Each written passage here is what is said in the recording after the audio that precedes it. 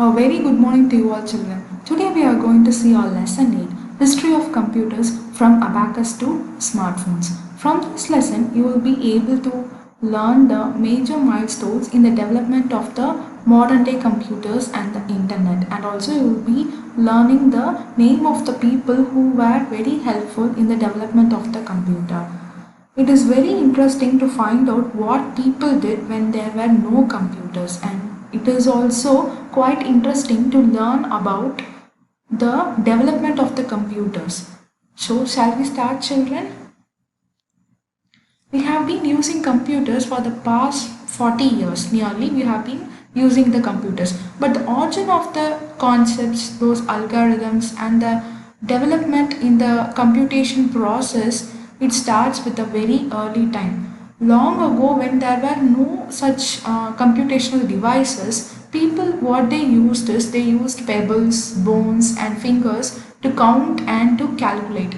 They used all these things to calculate. For the calculation purpose, they used pebbles, bones, and fingers. They even used the ropes and the shapes, okay, any shapes for the measurements also. For example, to make a right angle triangle, they used the rope, okay, they tied the knots, okay, and they formed a right angle triangle. So various instruments or various shapes or pebbles, they have been used to calculate, okay, instead of, okay, now we are using all the calculators and computers to do the mathematical calculation. So before they used, okay, these stones, bones, fingers, pebbles for their calculation purpose. Simple calculations were performed, okay, with that innovative way using these stones, pebbles, and bones. So these were called as the counters, okay, and they have also been in the 6th century. They have been using the abacus also. So what you are seeing now is the first, okay, abacus, which was invented in the 6th century. So it is a more complicated calculation abilities, okay, can be done with the abacus. Okay, now we can find many version of the abacus, but abacus at the 6th century will be like this only. They used the fingers to calculate, and they also used this chart to find out the prime numbers in the 3rd century. Now we are going to see how the humans ate the simple devices in the 17th century.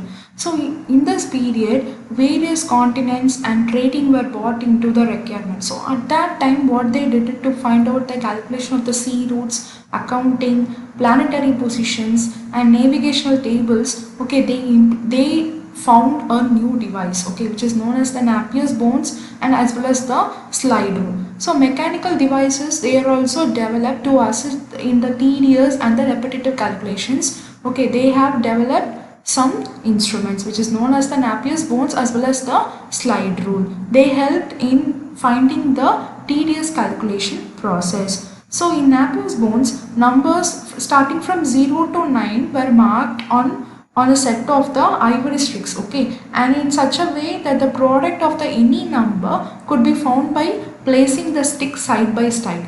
So let us see an example. You can see here. See, now we are going to find the product of the 42 table, okay, the multiplication table of 42. So 1 into 42 is, so in x, okay, we are placing the number 4 and 2. Okay, from here you can see, so this is the x, which means 1 into 2 into 3 into 4 into. So now here we are placing the table which we want. So we want the table for 42. So I am taking this 4, okay, 4 ivory stick and the number 2, okay, this ivory stick, and I am placing here so that this number becomes 4 2 is 42. Now I want to find the product of 1 to 10, okay, 1 to 9 for the multiplication table 42. So what I am going to do is, see this vertical line, vertical diagonal line, okay, this diagonal line represents the place value. So before this 4 and 2, they comes in the unit place. So this is the tens place, okay, and if there is any number above that, it will come as the hundreds place. So now I am going to find the value for 1 into 42 is 42. So see here it is 4 and here it is 2. See, in 10th place there is no digit, okay, it is 0. So the answer for 42 into 1 is 42. Likewise, 42 into 2 is 84. So 42 into 3 is, what will be the answer? So you have to, okay, take 2, 8, okay, and then in tens place we are, now you can take the unit digit as 6, okay, and in the 10th place you are having 2. You are not having any number here, okay. So simply you can write in 10th place as 2, and in your 100th place you can see there is only one digit 1. Since you does not have any carry number here, the number which is greater than 9 should be carried here. So you are not having any number, you are just having the in 10th place as 2. So you can simply write the answer as 126. So likewise you see for example 7, okay. So in unit place what you have? 4. So 42 into 7s are, in unit place you have 4. So you can simply write as the last digit is 4, and in the 10th place you are having 8 and 1. So what you need to do, you have to add 8 plus 1. So the answer becomes 9. Okay, suppose if that here if it is 2, okay, suppose here if it is 2, you have to add 8 plus 2 is 10, which means that in 10th place you will have only 0, and 1 you should add in the 100th place, that is with the 2. So since we are having 8 plus 1 is 9, okay, and in the 10th place you can simply write it as 9, okay, and in 100th place we are having 2, so you can just write it as 2. So this is how they have used the Napier's bones to calculate the product of the any number. Then the slide rule is used by the NASA engineers in the Apollo mission in early 1960s. So these are also the various instruments which have been invented during the 17th century. Okay, and then we are moving on to the inventors and computation machines in the early 19th century. So in computers we use an input device like keyboard to input our data now. So likewise in the early 19th century they use the punch card. Okay, it is like an input. Okay, they use the punch card for the input. So Babbage used the punch card idea to store the data in the analytical engine. In 19th century, Boolean algebra, which is extensively used in computers, it was also developed in 19th century by the mathematician called George Boole. Okay, so Boolean algebra is one of the most important concepts in our computer. It adds to the value of the development of the electronic computer in the 20th century.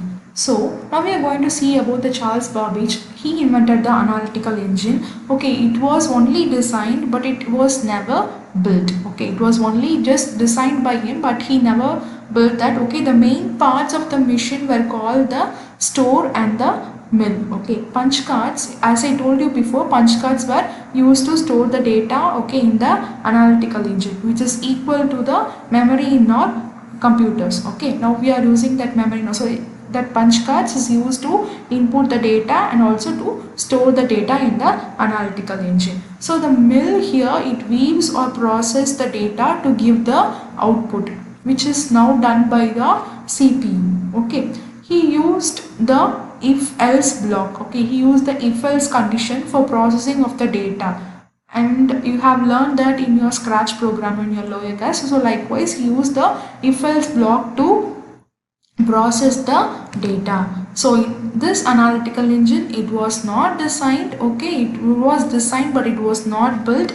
The main parts of the machine were called the store and the mill. Okay, punch cards were used to store the data, which is equivalent to the memory in a computer. Okay, the mill, okay, it processed the data to give an output. Okay, he used conditional processing of data, for example the if-else block. Okay, you have learned that in your Scratch program. Next we are going to see about Ada Lovelace, the first programmer. So she is a friend of Babbage, wrote the first sequence of instructions for various tasks for the analytical engine. So she has first written the sequence of instructions, which means the programming concept, okay, for the repetitive actions she has written. Okay, and for example the same repetitive program structure you have been learning in your Scratch now. So she is the first one who have written that sequence of instructions for the repetitive programs, and also she first introduced the concept called the subroutines in the program. Next we are going to see about the Hermann Hollerith. Okay, he invented the Hollerith machine. It consists of a card reader which is sensed using the punch holes in the card. Using the punch holes, okay, in the card, okay, it sensed, okay. So a gear driven mechanism which could count, okay, and a large wall of a dial to indicate the display of the result. So this was used for the calculation of census in US in 1890. So what the Hollerith machine is actually consists of a card reader, okay, which sends the punch holes in the card, or card in that card it sends that punch hole, okay, and a driven mechanism is used to calculate the values, and the dial indicates the result. For output they use the dial, okay, and a mechanism is done for the processing, okay, a driven mechanism is done for the processing, and for the input they use the punched holes in the card. Next, now we are going to see the inventors and computation machine in the 20th century. So first we are going to see about Alan Turing. He is regarded as the father of modern computer science, and also he provided the formalization for the concept of algorithms and computations. So at that time, okay, at the time of the 20th century, the computers were based on the binary representation of data, and as well as the Boolean algebra, which concept was invented during the 19th century. So they were used for the limited purposes like solving mathematical equations, for decoding any messages, or for maintaining any tables, okay, for the calculations. They have used, okay, these computers. So first we have seen about Alan Turing, okay, he is regarded as the father of the modern computer science, who provided the concept for the algorithms and various computational process. Next we are going to see about Konrad Zuse.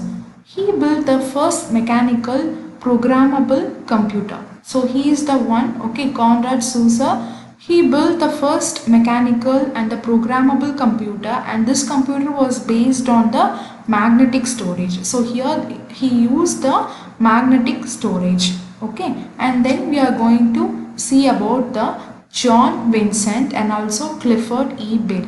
Okay, they jointly built the computer which was the world's first electronic computer. It used the vacuum tubes to perform calculations, and also it represented the data using the binary digit, okay. And however, this was not a non-programmable computer, okay, it was a non-programmable computer. So John Vincent and Clifford E. Berry jointly built the computer, okay, they jointly built the world's first electronic computer. They used vacuum tubes. So instead of the mechanical parts which were used in the early 19th century, okay, here they have used the vacuum tubes to perform calculations, and they represent the data using the binary digits, okay. And however, this was a non-programmable computer. Next we are going to see about Colossus. It was invented in 1943. It was a secret British computer, and it was the first electronic programmable computer. So at 1943 only, okay, the first electronic programmable computer named Colossus was introduced, okay. It was a secret British computer. It was built using the vacuum tubes. It was designed to break the German wartime codes, okay, during the World War II, okay. They were designed to break the codes which was used by the German people. So it was the first computer to read and decipher codes using the concept called cryptography. So you all be knowing cryptography, the encryption and the decryption process. In the encryption process, the people will send the information in the form of the cipher text, okay, and in the decryption process, the cipher text is again converted back to the plain text, and the receiver end, okay, in the receiver end they will convert that cipher text again back to the plain text, and they will understand what information is sent from the sender. Okay, so for that purpose this Colossus is used. Now we are going to see about the Harvard Mark 1 computer. Okay, this was an electromechanical computer which was built out of the switches, rotating shafts and also the clutches. It is also a programmable computer, but its programmability is limited. So here it used paper tapes instead of the punch cards. So for the memory they used the paper tapes instead of the punch cards, and it almost worked for 15 years. And next we are going to see about Grace Hopper. She was the primary programmer. She invented the first high-level language called Flowmatic, which was later developed into COBOL. So now we have seen up the generation of computers starting from the 3rd century till the 20th century. Now I will tell you the recap of what we have learned. So at first in the 3rd century we have used the stones, pebbles, ropes, etc. were used. Various shapes were used for the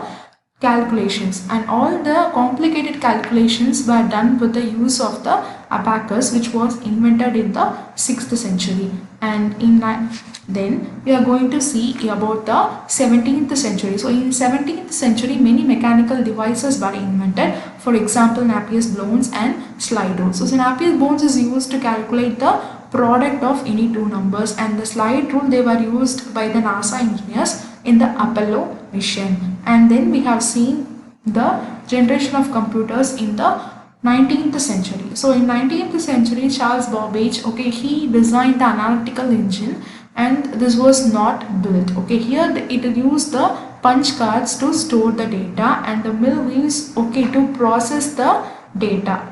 And then we have seen about the Ada Lovelace, the first programmer. What she did, she actually introduced the concept called looping. We have learnt in your Scratch program. So see the steps which is repeated again and again till the condition is satisfied, and that process is called as the looping. She introduced, she wrote the program for the looping repetitive actions in her programs, and she also introduced the concept called subroutines. Then we have going to see about the Hollerith machine. Here it consists of a card reader which is used to sense the punch holes in the card. And a dial is used to display the result of that count. Then we are going to see the computation in the 20th century. Alan Turing, regarded as the father of the modern computer science. He provided the various concepts of algorithms. And then we are going to see about Konrad Zuse. He is built the first mechanical programmable computer. This computer, it used what? Magnetic storage. For storage purpose it's used the magnetic storage. Then we are going to see about the John Vincent and Clifford E. Berry. They jointly built a computer which is the world's first electronic computer. Here it used vacuum tubes instead of the mechanical parts in early 90s. Here in 20th century the first electronic computer, it used the vacuum tubes to perform the calculations, and also it represents the data using the binary digits. So in 20th century the concept of binary as well as the Boolean algebra, which is introduced in the 19th century, both were implemented to find out the computers. And then Colossus, we are going to see about the Colossus, which is a secret British computer which was used in the World War II to decode what the German country SARS the information to decode for the process of the cryptography. They use this computer. Then we are going to see about the Harvard Mark 1, which is also an electromechanical computer which is built out of the various switches, relays, rotating shafts as well as the clutches. It used paper tape instead of the punch cards. And finally we are going to see about the Grace Hopper. She was the first programmer. She invented first high level language called Flowmatic, which was later developed into COBOL. So have you all clear, children? Thank you.